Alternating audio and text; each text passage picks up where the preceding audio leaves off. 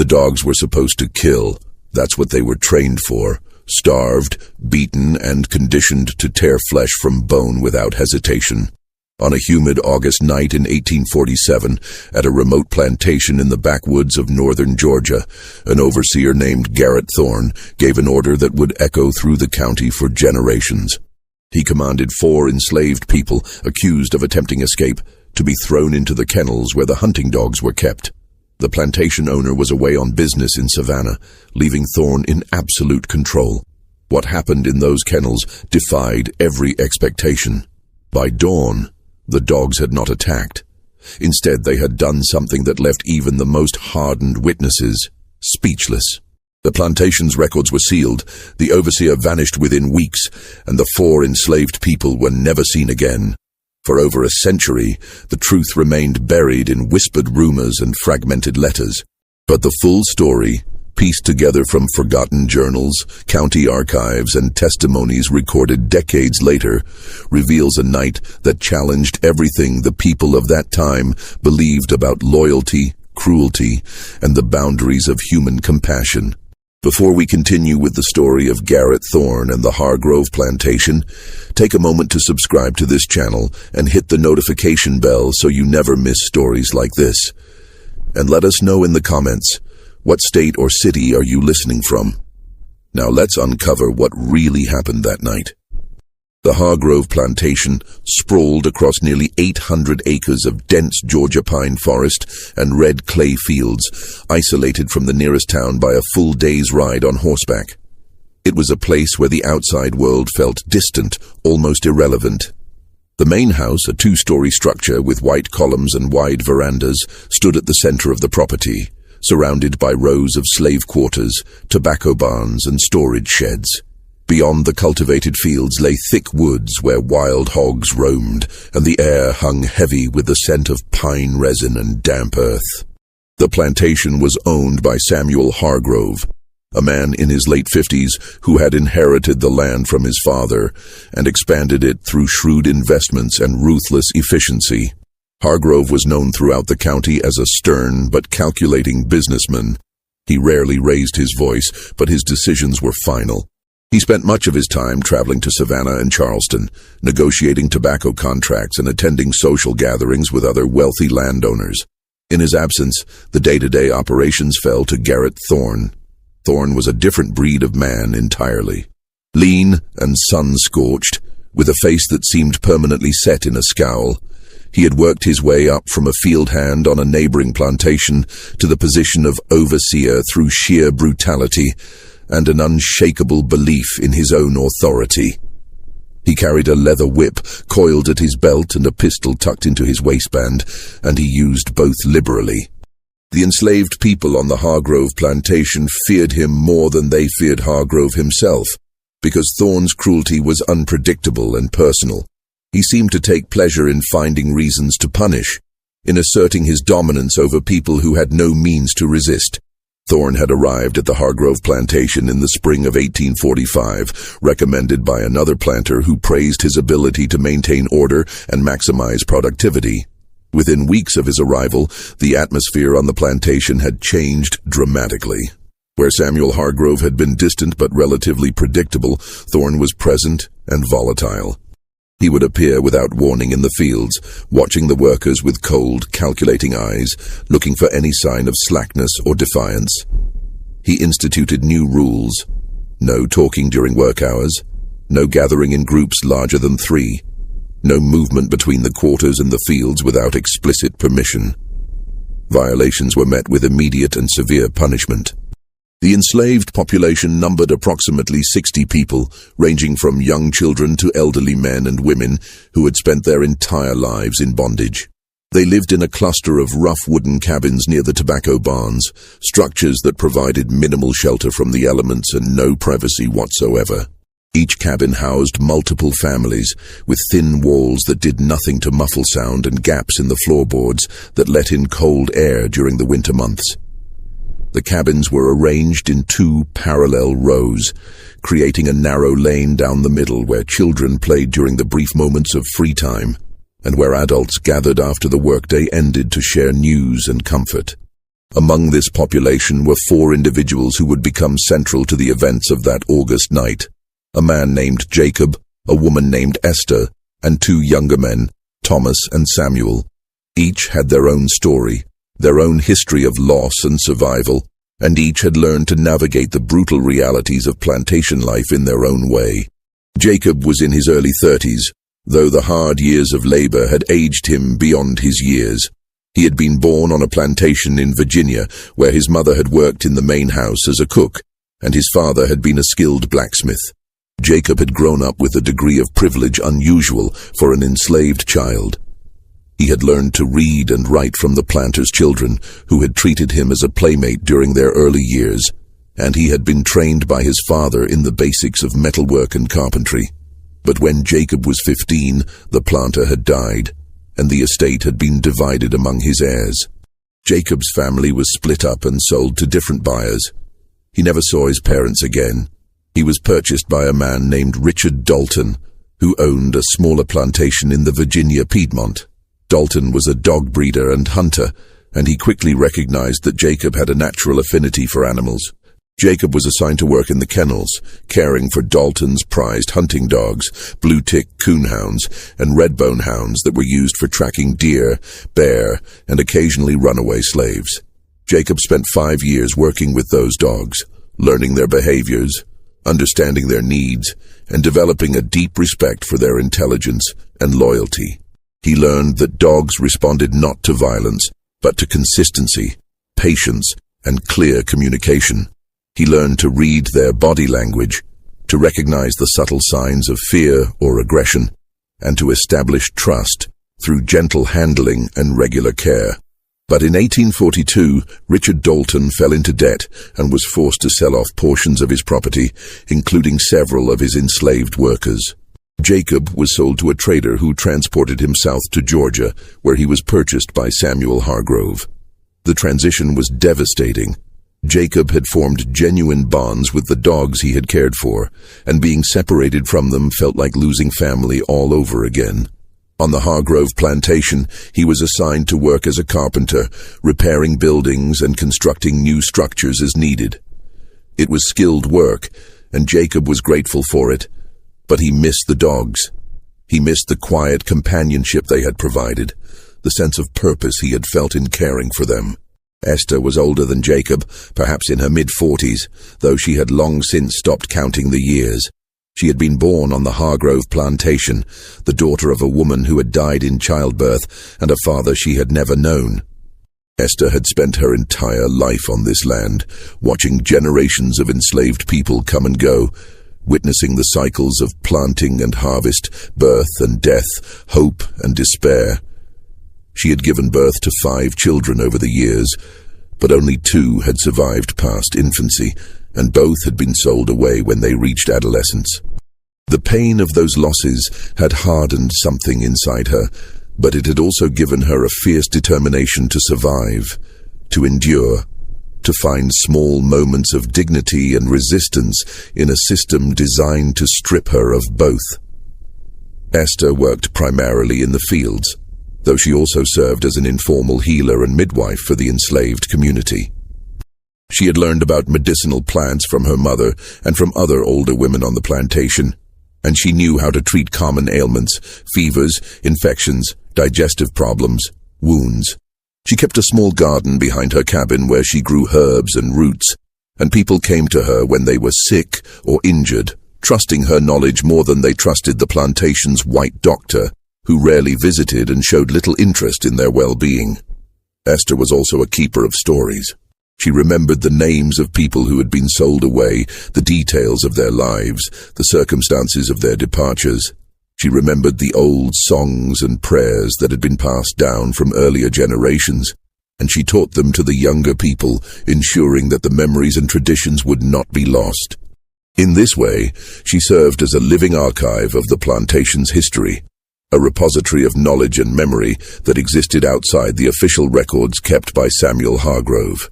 Thomas and Samuel were brothers, both in their early 20s, born to a woman named Ruth who had died of pneumonia when they were teenagers.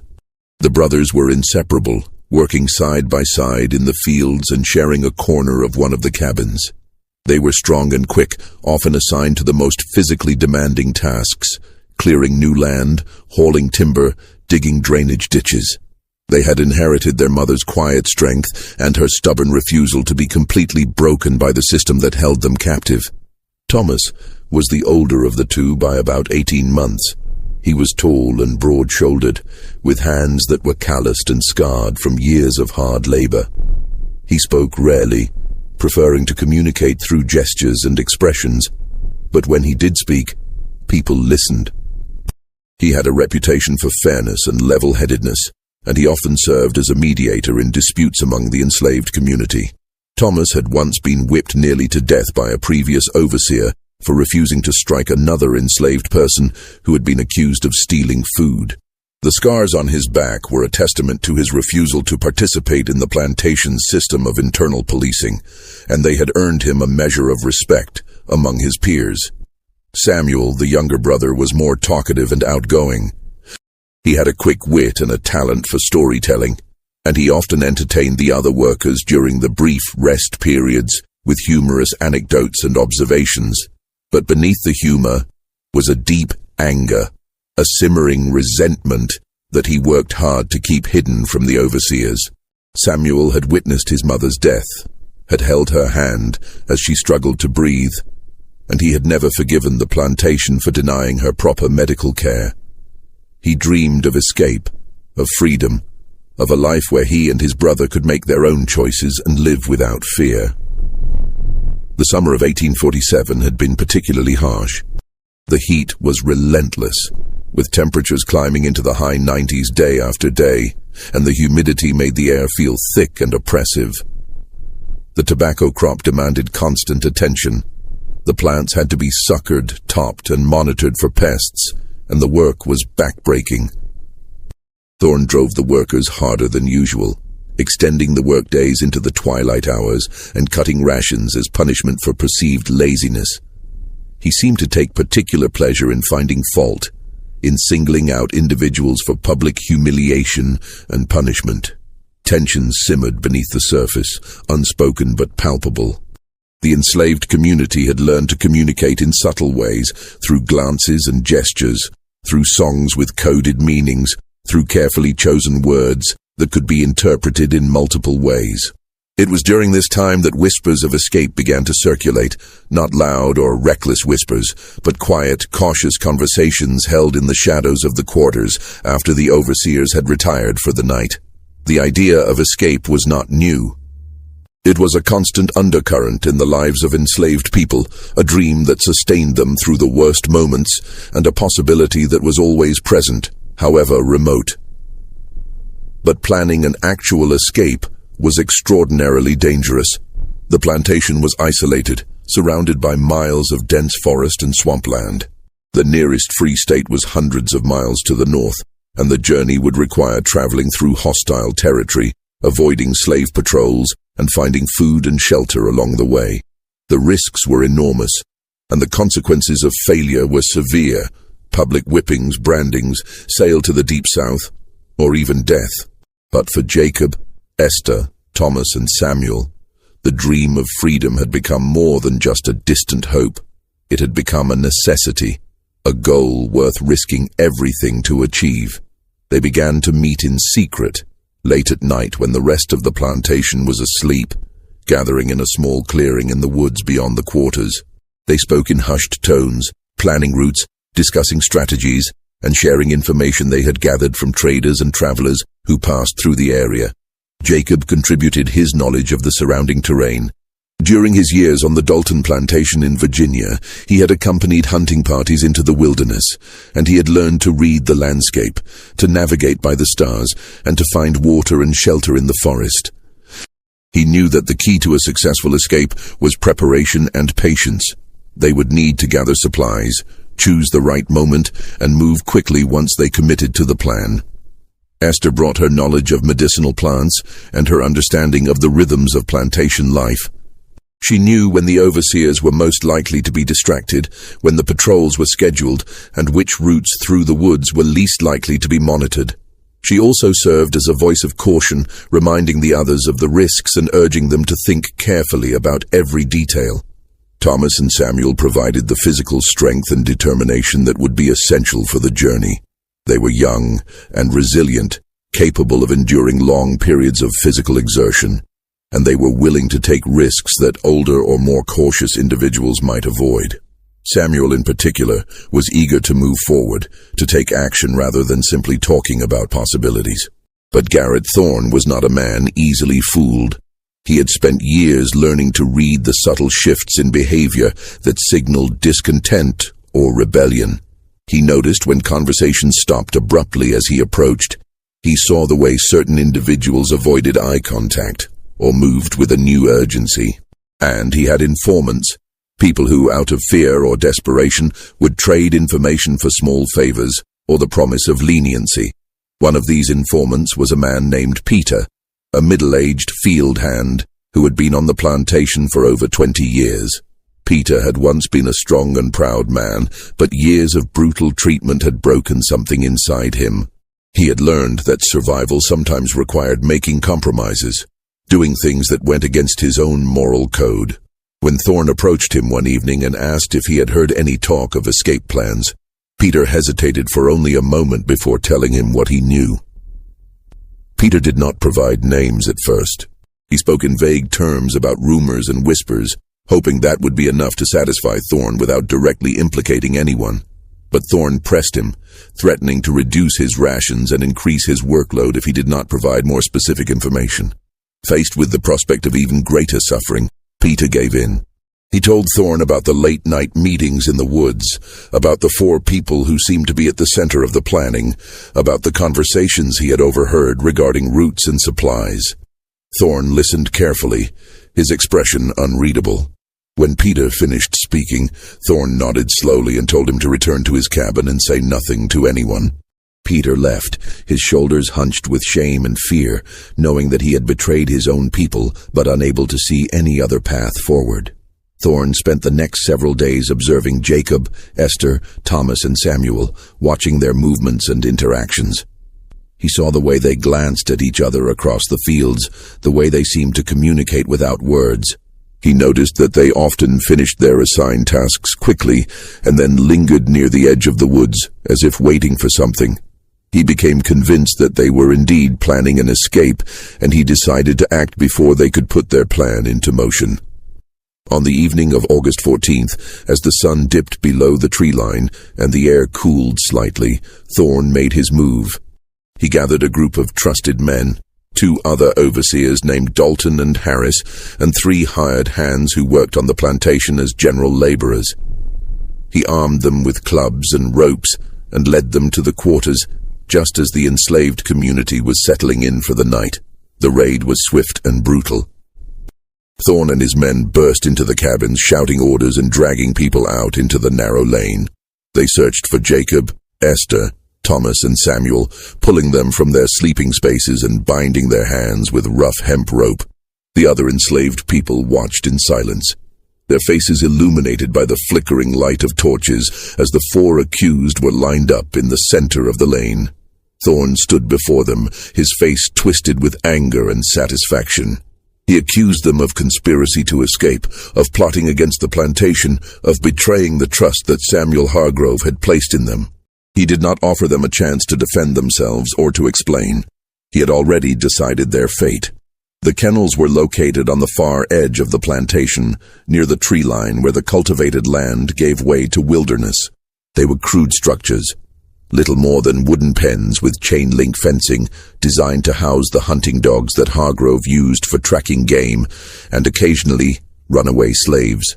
The kennels had been built several years earlier, when Hargrove had decided to invest in a pack of dogs for hunting and security purposes. The structures were functional but poorly maintained, with rusted hinges and gaps in the fencing that had been patched with wire and scrap wood. There were 6 dogs in total, large, muscular animals with short coats and powerful jaws. They were a mix of breeds, primarily bloodhounds and curs, chosen for their tracking ability and their aggression. The dogs were kept in a state of perpetual hunger and stress, fed irregularly, and beaten when they failed to perform as expected. They lived in filthy conditions, their pens rarely cleaned, and they had learned to associate humans with pain and deprivation. They were not pets or companions. They were tools, weapons to be deployed when needed, and ignored the rest of the time. Thorne ordered the 4 accused to be taken to the kennels. The other enslaved people watched in horror as Jacob, Esther, Thomas, and Samuel were marched across the property, their hands still bound, their faces set in expressions of grim determination. The night was thick with humidity, and the sound of cicadas filled the air, a constant droning that seemed to amplify the tension. As they walked, Esther began to hum softly, a melody that the others recognized as an old spiritual, a song of hope and endurance. Thomas and Samuel joined in, their voices low but steady, and even Jacob, who rarely sang, added his voice to the chorus. When they reached the kennels, Thorne gave the order. The gates were opened, and the 4 were shoved inside, their ropes cut so that their hands were free but their options were limited. The dogs, which had been lying in the shadows at the back of the pen, immediately rose to their feet, their ears pricked forward, their bodies tense. The gate was slammed shut and locked, and Thorne and his men stepped back, forming a semicircle around the kennel to watch what would happen next. What happened next defied all logic and expectation. The dogs did not attack. Instead, they circled the 4 people slowly, sniffing the air and the ground, their ears flattened against their heads. Jacob stood perfectly still, his eyes locked on the nearest dog, a massive brindled hound with scars across its muzzle and a notch missing from one ear. The dog approached cautiously, its nose twitching as it caught Jacob's scent. Jacob did not move. He did not raise his hands or make any sudden gestures. He simply stood there, breathing slowly and evenly, allowing the dog to assess him on its own terms. Esther pressed her back against the fence, her breath coming in shallow gasps. She had never been this close to the dogs before, and the sight of their powerful bodies and sharp teeth filled her with terror. But she forced herself to remain still, remembering Jacob's quiet instructions during their planning meetings. He had told them that if they ever found themselves in danger from animals, the key was to avoid triggering their predatory instincts. No running, no screaming, no sudden movements. Just stillness and calm. Thomas and Samuel stood shoulder to shoulder, their fists clenched despite the absence of ropes.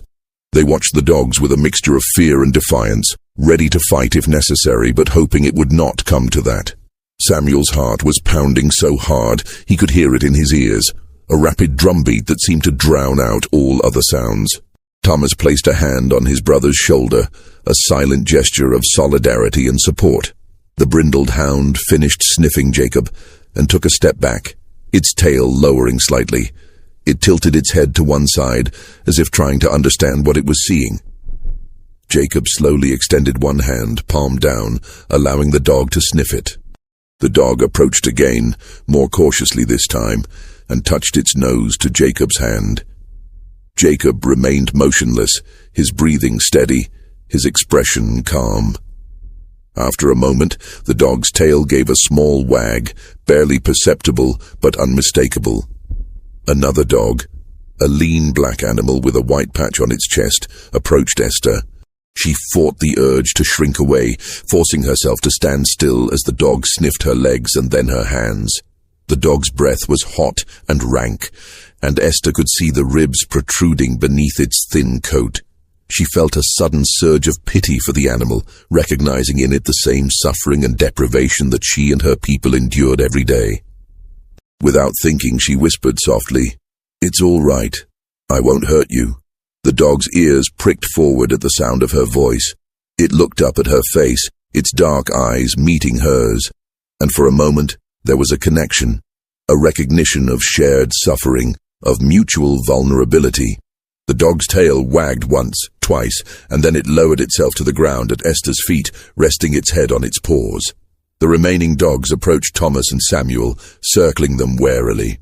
One of the dogs, a reddish-brown hound with a scarred flank, growled low in its throat, and Samuel tensed, preparing for an attack.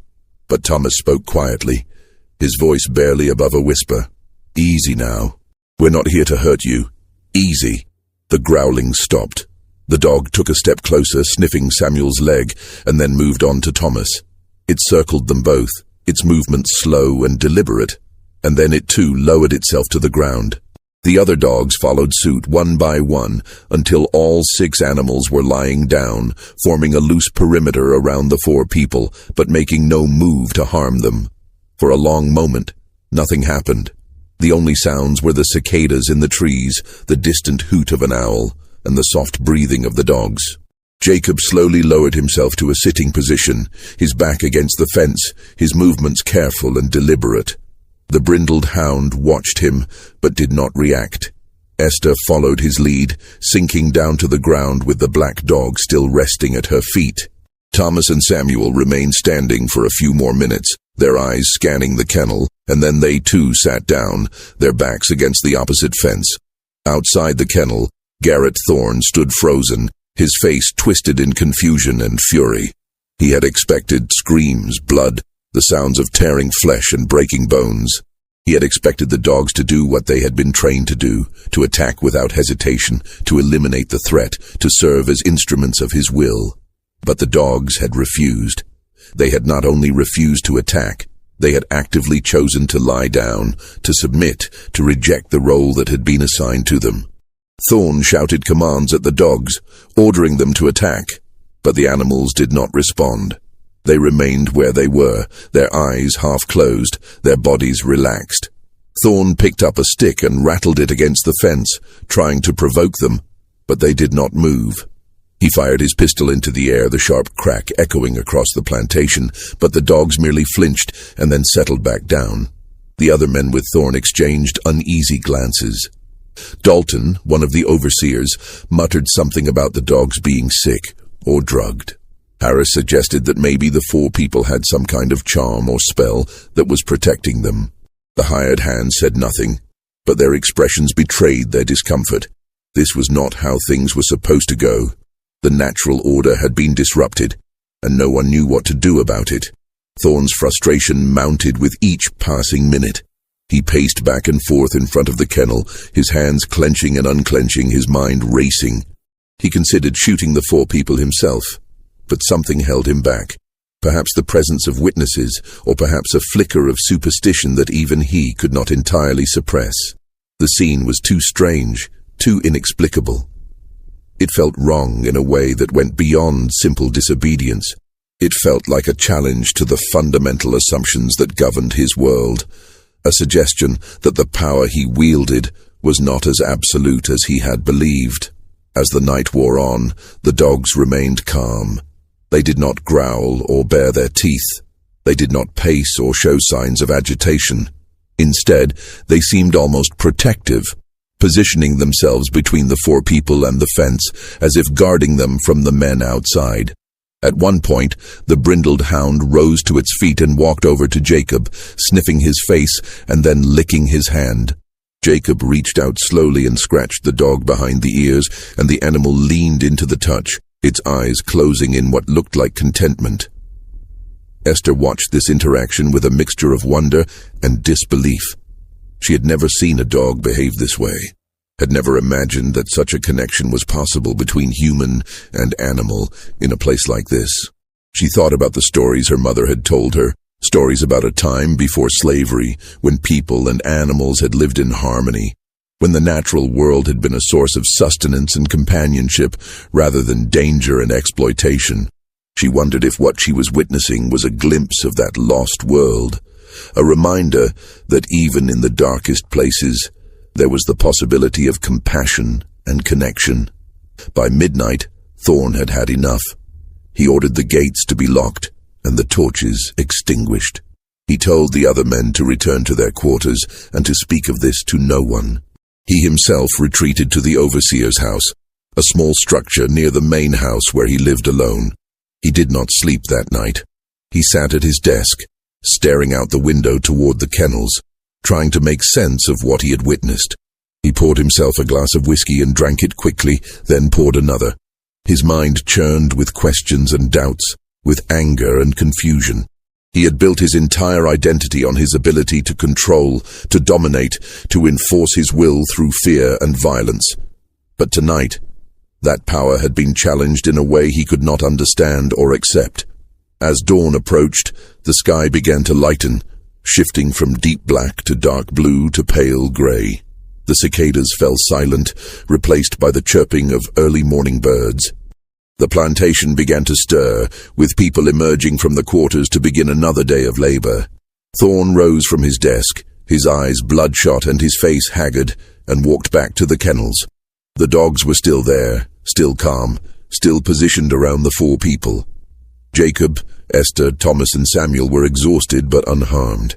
They had spent the night sitting or lying on the ground, dozing fitfully, always aware of the dog's presence but no longer afraid. When Thorne appeared at the gate, the dogs rose to their feet, their bodies tense, their eyes fixed on him. For a moment, Thorne thought they might attack him, and he took an involuntary step backward. But the dogs did not move toward him. They simply stood there, forming a barrier between him and the four people. Thorne unlocked the gate and ordered Jacob, Esther, Thomas, and Samuel to come out. They rose slowly, their muscles stiff from the long night, and walked toward the gate. The dogs watched them go, but did not follow. As the four people stepped out of the kennel, the brindled hound let out a low whine, a sound that was almost mournful. Jacob paused and looked back at the dog, and for a moment their eyes met. Then Jacob turned away and followed the others back toward the quarters. Thorne locked the gate behind them and stood there for a long moment, staring at the dogs. They had returned to their resting positions, lying on the ground with their heads on their paws, but their eyes remained open, watching him. Thorne felt a chill run down his spine, a sensation he had not experienced in years.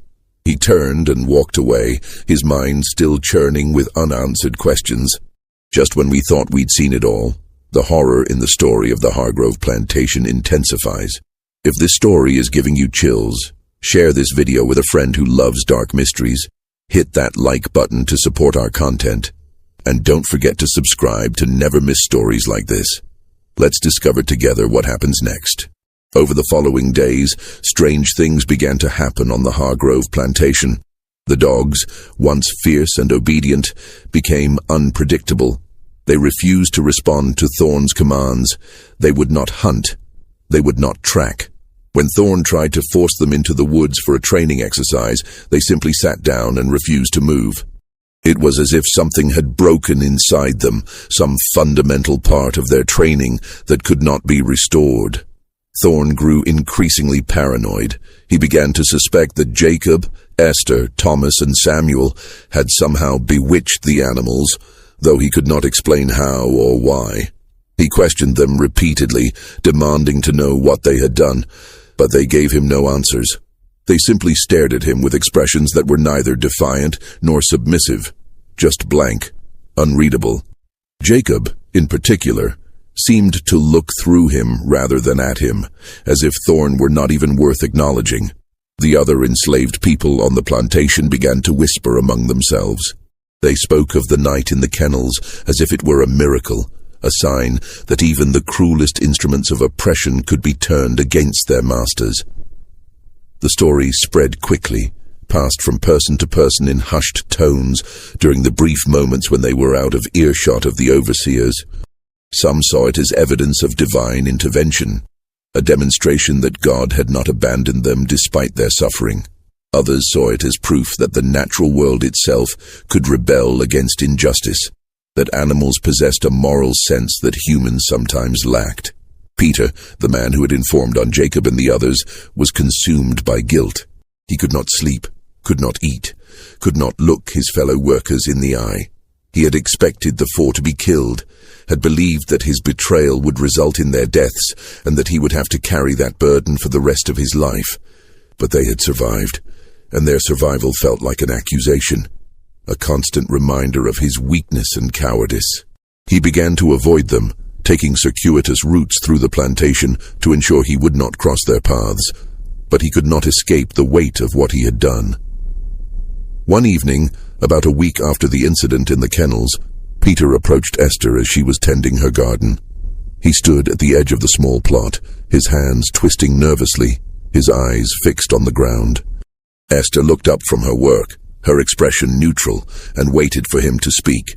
"I'm sorry," Peter said finally, his voice barely above a whisper. "I'm sorry for what I done. I was scared.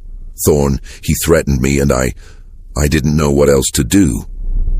Esther studied him for a long moment, her face unreadable. Then she returned her attention to the plants, pulling weeds and adjusting the soil around the roots. "You made your choice," she said quietly. "We all make choices. Some we can live with, some we can't." Peter nodded, his shoulders sagging. He wanted to say more, to explain, to justify, but he knew there was nothing he could say that would change what had happened. He turned and walked away, leaving Esther to her work. Meanwhile, Thorn's obsession with restoring order intensified. He tried everything he could think of to regain control of the dogs. He starved them, hoping that hunger would reawaken their aggression. He beat them, hoping that pain would force them back into submission. He brought in a trainer from a neighboring plantation, a man who claimed to have experience with difficult animals, but even he could not make the dogs respond. They remained docile, almost lethargic, as if they had lost all interest in the world around them. The trainer, a grizzled man named Horace, spent 3 days working with the dogs before giving up. He told Thorn that the animals had been broken in some fundamental way, that whatever had happened in the kennels that night had damaged them beyond repair. "It's like they've lost their spirit," Horace said, shaking his head. "I've never seen anything like it. You might as well put them down and start over with a new pack." Thorn considered this advice, but he was reluctant to follow it. The dogs represented a significant investment, and he did not want to admit defeat. He also could not shake the feeling that there was something more going on, something he did not understand. He began to spend hours watching the dogs, studying their behavior, trying to find some clue that would explain what had happened. One afternoon, as Thorn stood outside the kennels, Jacob walked past on his way to the carpentry shop. Thorn called out to him, ordering him to stop. Jacob paused and turned to face him, his expression calm and patient.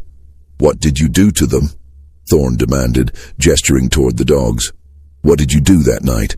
Jacob looked at the dogs, then back at Thorn. "I didn't do anything," he said simply. "I just didn't give them a reason to hurt me."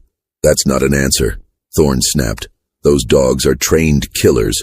They should have torn you apart, but they didn't. Why?" Jacob was silent for a moment, considering his response. Then he said, "Maybe they're tired of being killers. Maybe they wanted something different." Thorn stared at him, his jaw clenched, his hands balling into fists. He wanted to strike Jacob, to force him to give a better answer, but something held him back. There was a quiet dignity in Jacob's demeanor, a sense of self-possession that Thorn found deeply unsettling. He waved Jacob away dismissively and turned back to the kennels, his mind still churning with frustration and confusion.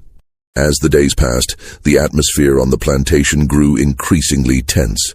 The enslaved community sensed that something had shifted, that the balance of power had been disrupted in some subtle but significant way.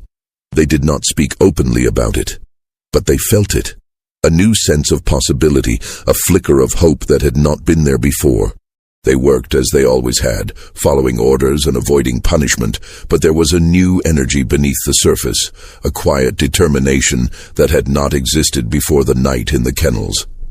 Thorn, meanwhile, became more erratic and unpredictable.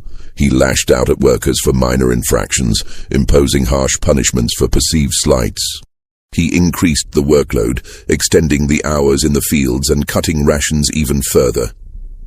He seemed determined to reassert his authority, to prove that he was still in control, but his efforts only served to deepen the resentment and fear that permeated the plantation.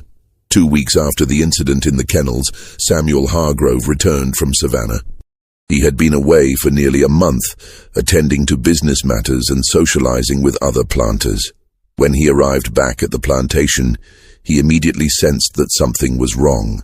The atmosphere was different, more tense, more charged. He summoned Thorn to the main house and demanded an explanation. Thorne tried to downplay the situation, describing the incident in the kennels as a minor disruption that he had handled appropriately. But Hargrove was not satisfied. He had heard rumors during his time in Savannah, whispers about strange happenings on his plantation, about dogs that refused to attack, about enslaved people who had somehow survived an ordeal that should have killed them. The stories had reached the ears of other planters, and they had begun to question Hargrove's ability to maintain order on his own property. Hargrove was furious.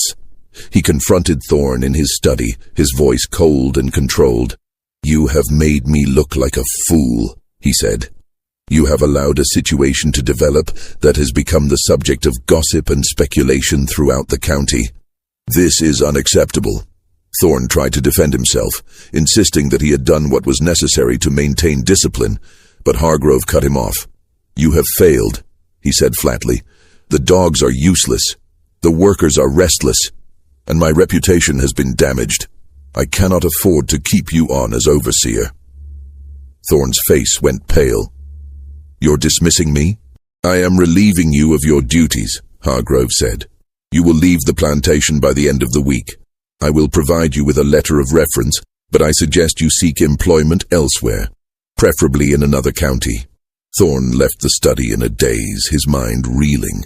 He had built his entire identity around his position as overseer, around his ability to control and dominate. To be dismissed was not just a professional setback. It was a personal humiliation, a repudiation of everything he believed about himself. He returned to his quarters and began packing his belongings, his movements mechanical, his thoughts dark and bitter. On his last day at the plantation, Thorne took one final walk around the property. He stopped at the kennels and looked at the dogs, which were lying in the shade, their eyes half closed. They did not acknowledge his presence. He thought about shooting them, about destroying the evidence of his failure, but he did not have the energy or the will. He simply turned and walked away, leaving the dogs behind. As Thorne rode away from the Hargrove plantation, heading south toward the coast, he carried with him a sense of unfinished business, a gnawing feeling that he had been defeated by forces he could not understand or control. He would never return to the county, and he would never speak of what had happened in the kennels that August night. But the memory would haunt him for the rest of his life, a constant reminder that power was not as absolute as he had believed, that there were limits to what could be forced, boundaries that could not be crossed, no matter how much authority one wielded. As for Jacob, Esther, Thomas, and Samuel, their fate was more ambiguous and more tragic. Samuel Hargrove did not punish them further for the escape attempt. He recognized that doing so would only draw more attention to the incident and fuel more gossip. But he also could not allow them to remain together, to continue to represent a challenge to his authority. He made the decision to separate them, to scatter them across the plantation, and eventually to sell some of them away.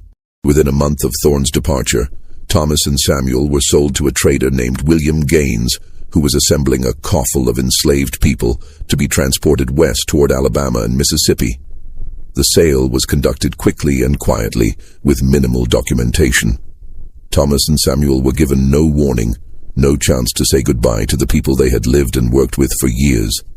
They were simply taken from the fields one afternoon, their hands bound, and marched to a holding pen near the main road where Gaines was gathering his human cargo. The night before they were to leave, Esther managed to slip away from her work and make her way to the holding pen. She brought with her a small bundle of food, cornbread and dried meat, and a pouch of herbs that she pressed into Thomas's hands. "For fevers and infections," she whispered. "Keep it hidden. It might save your life someday." Thomas nodded, his eyes glistening with unshed tears. He and Samuel had known this day would come, had understood that their survival in the kennels had only delayed the inevitable, but the reality of it was still devastating. "Take care of yourself," Thomas said to Esther, "and tell Jacob. Tell him we're grateful for everything." Esther nodded, unable to speak. She reached through the bars of the pen and squeezed Samuel's hand, then turned and walked away before the guards could see her. She did not look back. The next morning, Thomas and Samuel were chained together and added to the coffle, a line of nearly 30 enslaved people who would be marched hundreds of miles to the west. The journey would take weeks, and many would not survive it.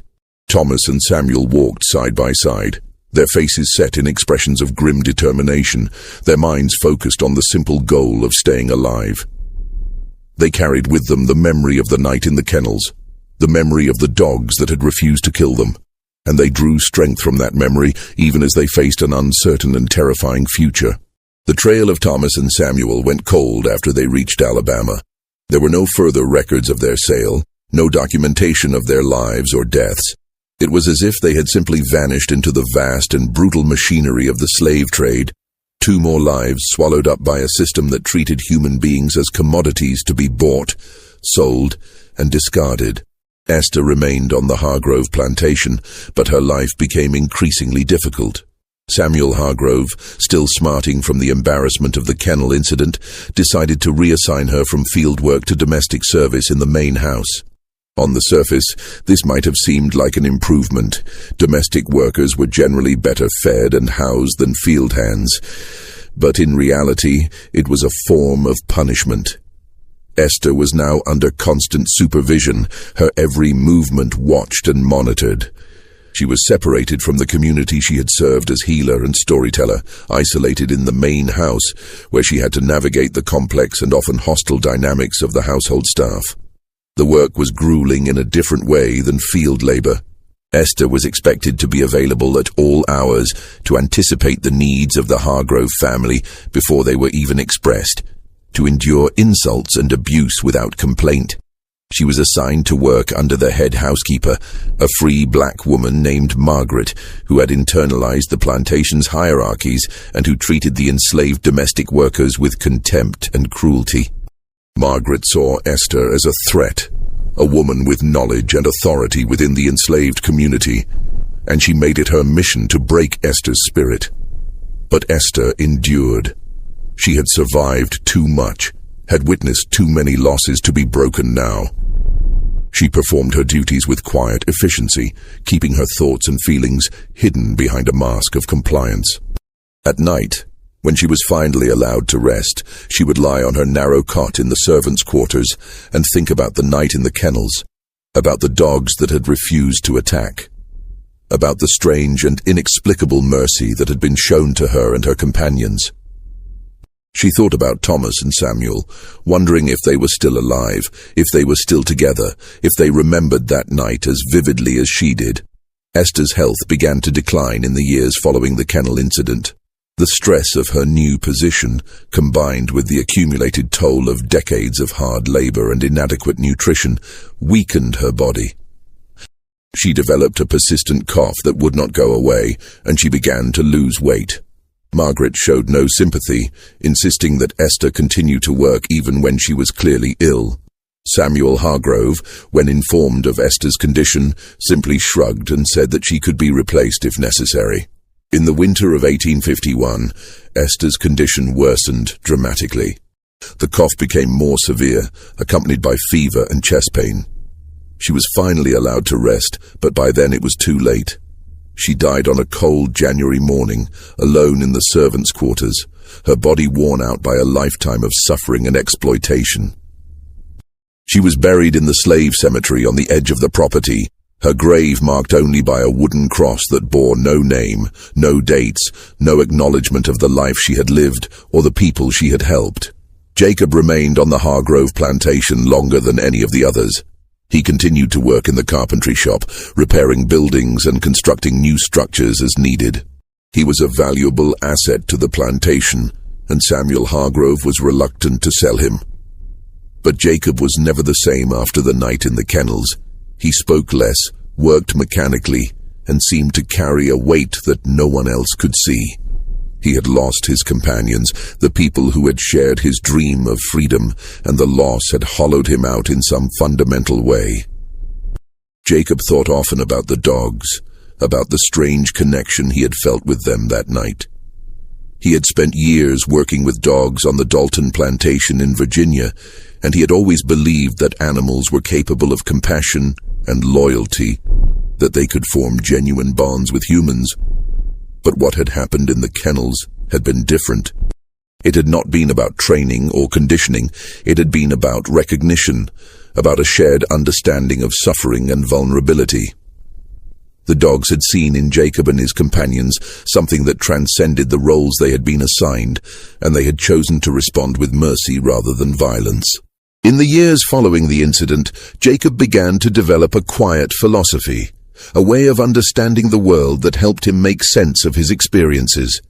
He came to believe that there were limits to what could be forced, that even the most brutal systems of control could not completely erase the capacity for compassion and connection. He believed that the dogs had taught him something important, that resistance did not always have to be loud or violent, that sometimes the most powerful form of resistance was simply refusing to participate in cruelty, choosing mercy over violence even when violence was expected. Jacob shared these thoughts with a few trusted individuals on the plantation, speaking in quiet conversations during the brief moments of rest. He did not preach or proselytize.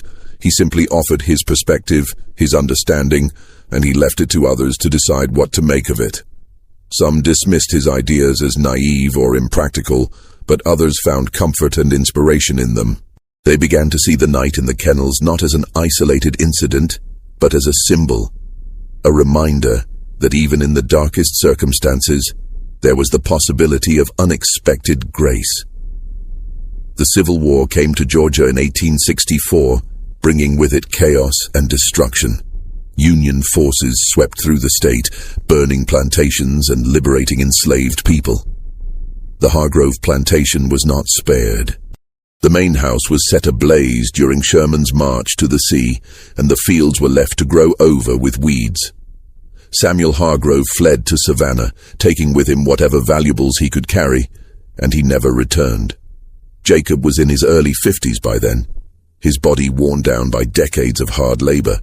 When the Union soldiers arrived and announced that slavery had been abolished, Jacob felt a strange mixture of emotions, relief, disbelief, and a profound sadness for all the years that had been stolen from him.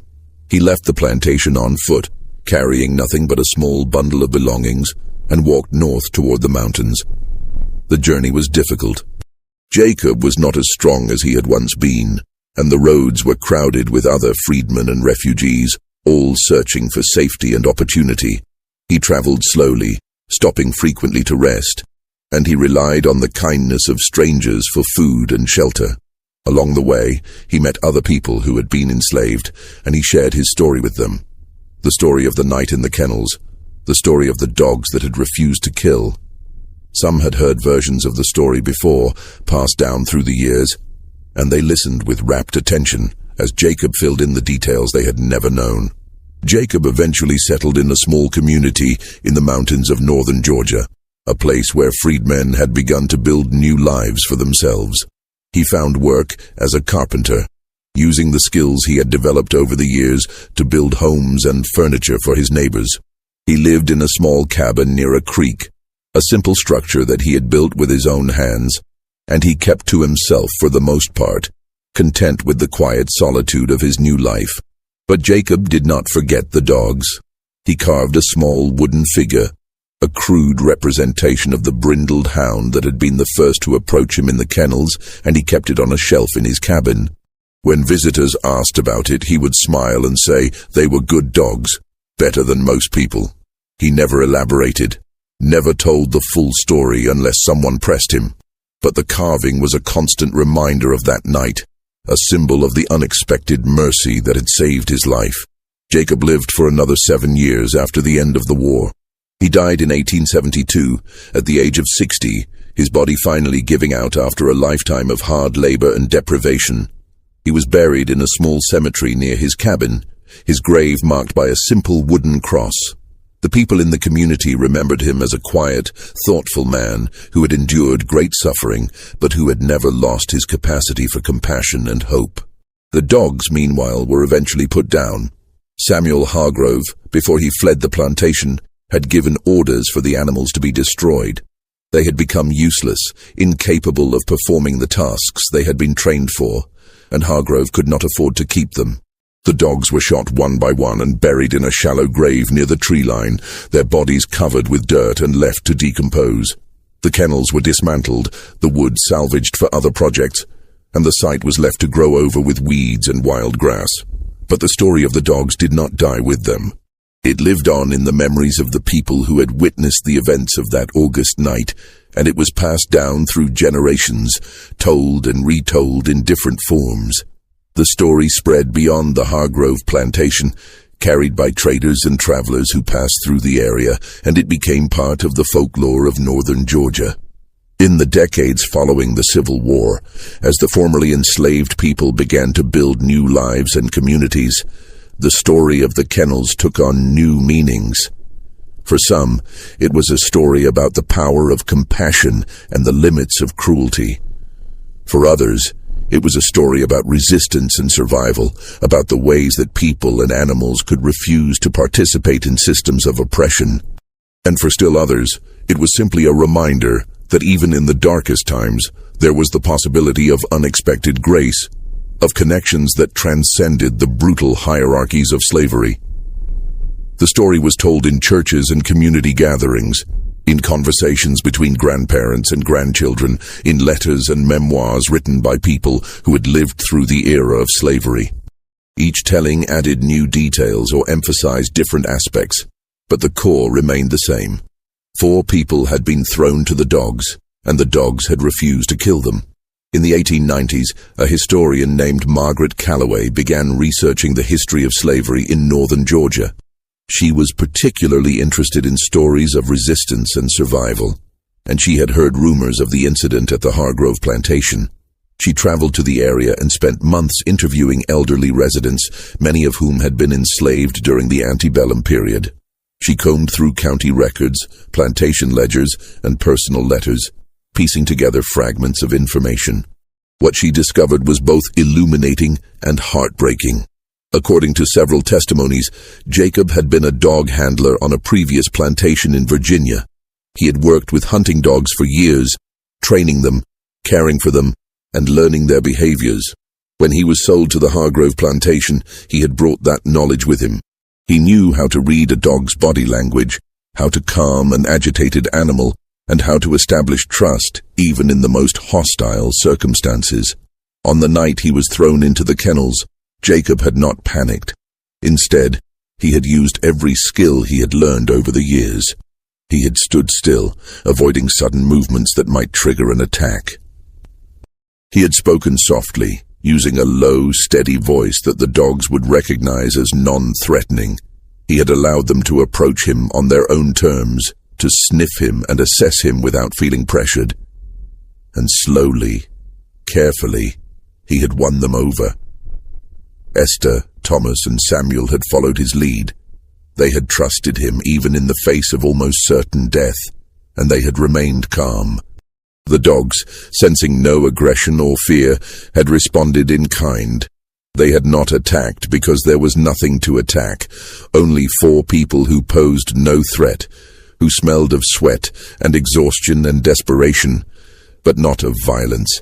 It was not a miracle. It was not magic. It was simply the result of one man's knowledge and the willingness of 3 others to trust him in the darkest moment of their lives. But there was more to the story. Calloway also uncovered evidence that the dogs on the Hargrove plantation had been mistreated for years. They had been starved, beaten, and forced to live in squalid conditions. They had been trained to kill, but they had also been conditioned to associate humans with pain and suffering. When they encountered Jacob, Esther, Thomas, and Samuel, people who did not hurt them, who did not shout at them or strike them, they responded with something that resembled relief.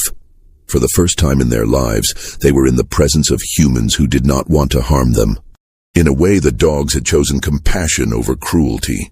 They had refused to perpetuate the cycle of violence that had defined their existence. And in doing so, they had saved 4 lives and inspired countless others. Calloway's research did not end with the discovery of Jacob's skills as a dog handler. She continued to dig deeper, searching for any trace of what had happened to the 4 people after they were separated. She found records of Thomas and Samuel being sold to a plantation in Alabama. But the trail went cold after that.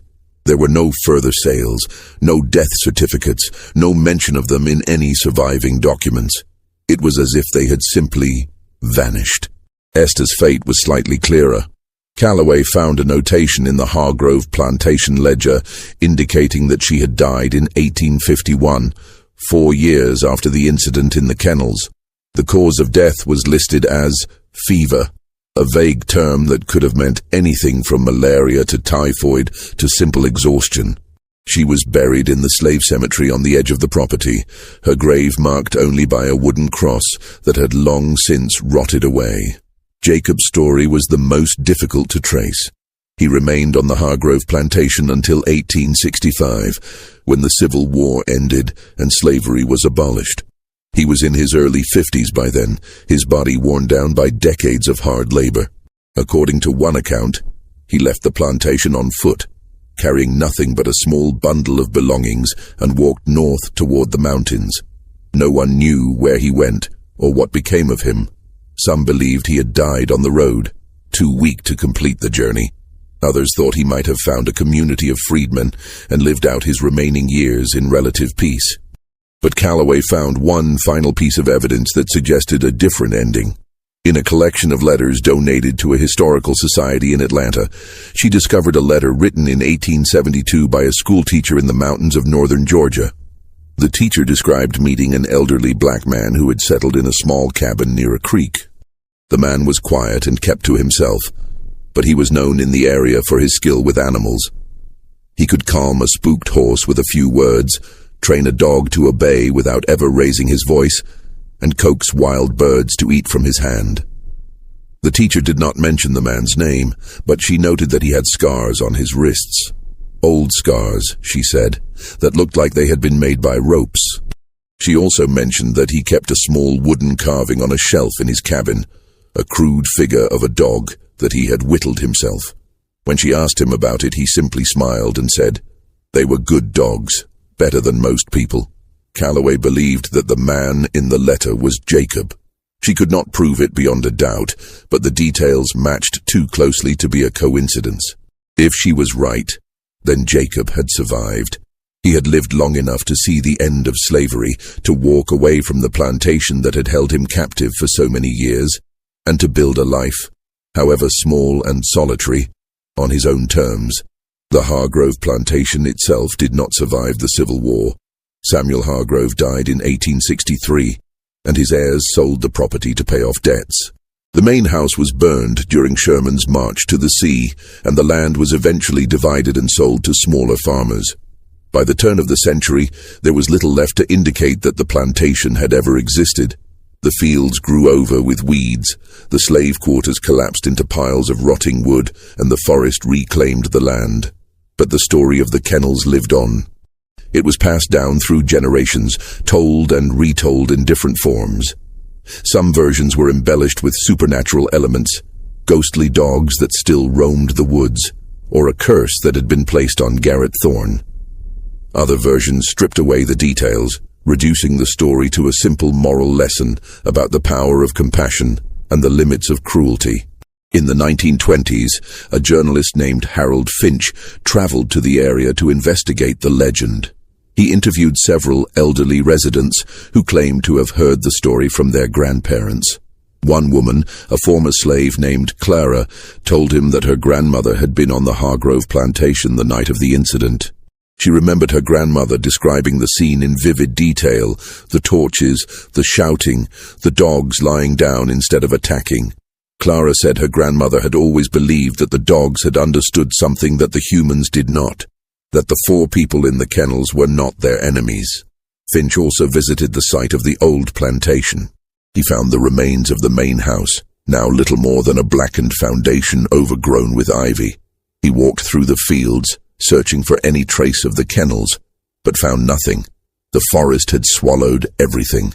He stood at the edge of the tree line, listening to the wind rustling through the pines, and tried to imagine what it must have been like on that August night in 1847. He wrote an article about his findings, but it was never published. The editor of the newspaper he worked for deemed the story too controversial, too difficult to verify. Finch's notes and drafts were eventually donated to a university archive, where they sat unread for decades. In the 1970s, a graduate student named David Lawson stumbled across Finch's notes while researching a thesis on slave resistance in the antebellum South. He was intrigued by the story and decided to investigate further. He tracked down Margaret Calloway's research, which had been preserved in a small historical society in Georgia, and he conducted his own interviews with descendants of people who had been enslaved on the Hargrove plantation. What Lawson discovered was that the story of the kennels had become a symbol of resistance and survival within the black community in northern Georgia. It was not just a tale of 4 people who had been spared by dogs. It was a reminder that even in the darkest moments, there was the possibility of unexpected mercy, of connections that transcended the brutal hierarchies of slavery. Lawson also found evidence that the story had influenced other enslaved people in the region. In the years following the incident, there were several reports of slaves using similar tactics to avoid punishment or escape capture. They would remain calm in the presence of dogs, speaking softly and avoiding sudden movements, and in some cases, the dogs would refuse to attack.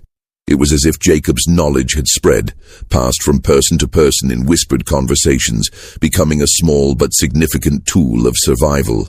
Lawson's thesis was published in 1978, and it brought renewed attention to the story. Historians began to re-examine the incident, looking for new sources and perspectives. Some argued that the story had been exaggerated over time, that the dogs had simply been too tired or too poorly trained to attack. Others insisted that the story was essentially true, that it represented a genuine moment of compassion in a system defined by cruelty. But the debate missed the point. Whether the dogs had been influenced by Jacob's skills, by their own mistreatment, or by some combination of factors, the fact remained that they had refused to kill. They had chosen not to participate in the violence that was expected of them, and in doing so, they had saved 4 lives and inspired countless others. Today, the site of the Hargrove plantation is a quiet stretch of forest and farmland. There are no markers, no plaques, no signs to indicate what happened there. The kennels are long gone, the main house is a memory, and the people who lived and died on that land have been forgotten by most of the world. But the story endures. It is told in classrooms and community centers, in books and documentaries, in conversations between grandparents and grandchildren. It is a story about the limits of power, about the unexpected ways that compassion can manifest, and about the resilience of people who refuse to be broken by the system that sought to destroy them. And it is a story that asks a question that still resonates today. In a world built on cruelty and oppression, what does it mean when even the instruments of that cruelty refuse to obey? The answer, perhaps, is that there are limits to what can be forced, boundaries that cannot be crossed, no matter how much power one wields. The dogs in the kennels that night recognized something in Jacob, Esther, Thomas, and Samuel, something that transcended the roles they had been assigned, the labels they had been given. They saw people, not property, and they chose to act accordingly. It is a small moment in the vast and brutal history of slavery in America, but it is a moment worth remembering, because it reminds us that even in the darkest times, there is the possibility of unexpected grace, of connections that defy the logic of oppression, of choices that affirm our shared humanity. The legacy of that night in August 1847 extends far beyond the 4 individuals who survived it. It lives on in the stories that were passed down, in the tactics that were shared, in the hope that was kindled in the hearts of people who had every reason to despair. It lives on in the memory of dogs that chose compassion over violence, that refused to be instruments of cruelty even when they had been trained for that purpose. And it lives on in the questions it raises about power and resistance, about the nature of cruelty and the possibility of mercy, about the ways that even the most oppressive systems contain within them the seeds of their own undoing. Because when the dogs refused to attack, they demonstrated something fundamental: that obedience is not absolute, that conditioning can be overcome, that there are limits to what can be forced, even in the most brutal circumstances. This is the true horror and the true hope of the story. Not the violence that was expected, but the mercy that was given. Not the cruelty that was commanded, but the compassion that was chosen. It is a reminder that in every system of oppression, there are moments when the machinery breaks down, when the instruments refuse to function as designed, when unexpected connections are formed that transcend the logic of domination. The story of the Hargrove plantation kennels is not just a historical curiosity or a piece of folklore. It is a testament to the resilience of the human spirit and to the capacity for compassion that exists even in the most unlikely places. It is a reminder that history is not just a record of cruelty and suffering, but also of moments when grace broke through the darkness, when mercy triumphed over violence, when the expected order of things was disrupted by acts of unexpected kindness.